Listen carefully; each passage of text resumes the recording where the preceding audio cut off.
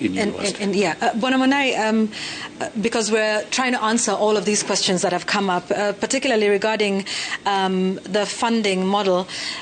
This is a two-pronged question.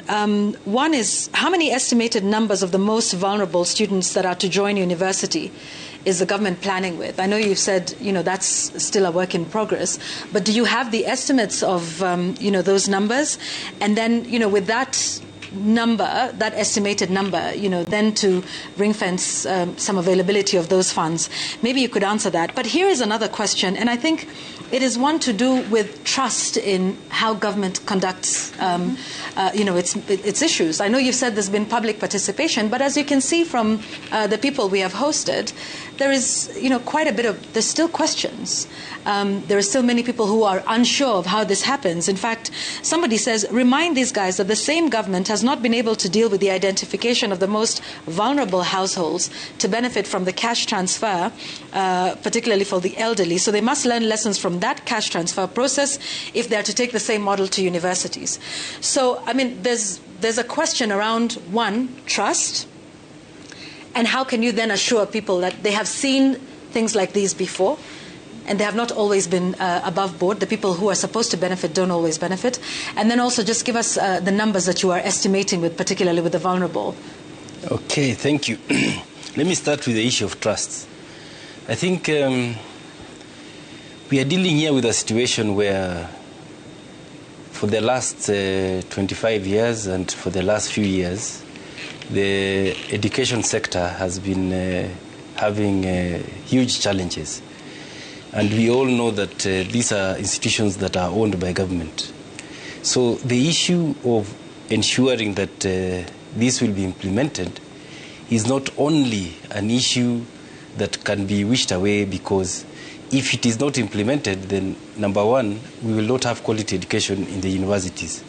And that will have an impact in our students, because as we said previously, we were funding students using DUC at 48%. We are going down to 21% in the next few years. Therefore, the need to implement and to give assurance that this is a serious matter is how serious this situation would have gone. Number two, we have seen the involvement of all stakeholders during the processing of this model. The first time it was announced, the president himself came out and assured the nation.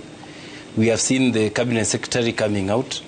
The third thing is the parliament itself has allocated funds for this model. So we are not talking about something that is not there.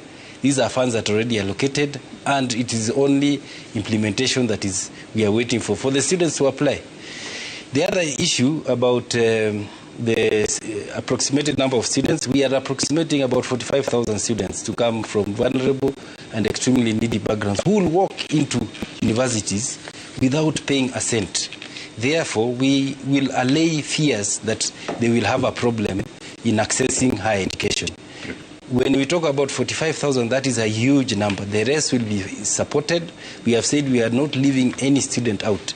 The other thing I want to bring out, and it has not been discussed, an advantage about this model, for the first time, our Muslim brothers and sisters will access a scholarship and will not have an issue with a loan, because previously they have not been applying loan because of their religious belief.